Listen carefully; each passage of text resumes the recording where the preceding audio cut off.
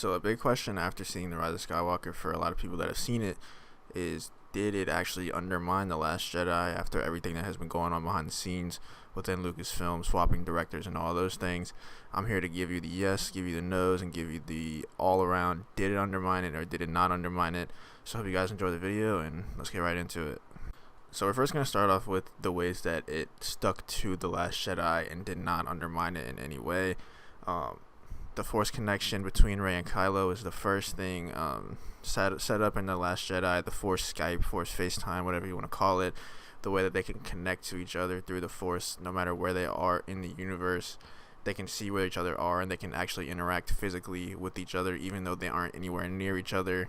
So that's one way that The Rise of Skywalker did not undermine The Last Jedi and stuck to it. The next thing is kind of goes with that. It is Rey and Kylo's sexual tension, romantic chemistry, whatever you want to call it, definitely set up in The Last Jedi. Rian Johnson, the director for The Last Jedi, actually confirmed that it was sexual tension in The Last Jedi.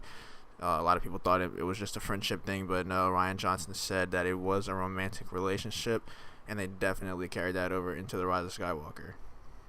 And the last thing, it is kind of a reach, but I'm really trying to find ways in which The Rise of Skywalker stuck with The Last Jedi, and Kylo and Hux's, General Hux, the First Order commander or officer, they still hate each other. Their relationship is exactly the same from The Last Jedi.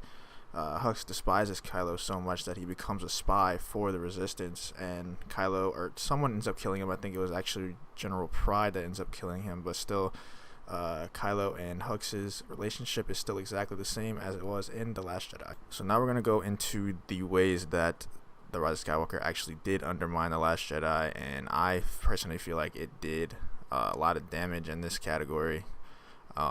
Being a fan of The Last Jedi, I know that's like uncommon to say nowadays, but I'm a big fan of the movie, and it kind of offended me a little bit the way that he went back and undermined everything, or a lot of things that happened in The Last Jedi. So let's get into the reasons why it was undermined. So the first reason why I think The Last Jedi was undermined by this movie was whenever Kylo puts his helmet back together. It happens very early on in the movie, and I feel like it was just a clear, like, let's get this out of the way. This movie will be putting back together the pieces that The Last Jedi caused, and I felt like it was just very obvious and very disrespectful to The Last Jedi. And yeah, the next reason why I think The Last Jedi was undermined is whenever, this is probably the most obvious one out of all of them, and I bet everybody noticed this, even people that aren't like diehard Star Wars fans, but whenever Rey takes Kylo's tie to Ahch-To, she's gonna go hide away like Luke. She doesn't want to be involved in this fight anymore. She just wants to do what Luke did, become a hermit and just cut herself off from the Force. And she's throwing things into the fire for of the TIE fighter, and she's throwing these sticks, these rocks, all this stuff, and then she goes through the lightsaber. She throws the lightsaber into the fire, and Luke's hand reaches out and catches it, and he comes out and says, "That's no way to treat a Jedi's weapon," or something along those lines. I think that that's an obvious slight to The Last Jedi when Luke throws the lightsaber over his shoulder, which, even though I do like The Last Jedi, that was a little bit out of hand. I don't think Luke would treat a lightsaber like that, so I kind of like the fact that they made Luke say that in this movie, but it still undermines The Last Jedi, which I do find a little disrespectful to Rian Johnson. And I think even if you don't like The Last Jedi, you should still respect a director's work, whether you like the movie or not.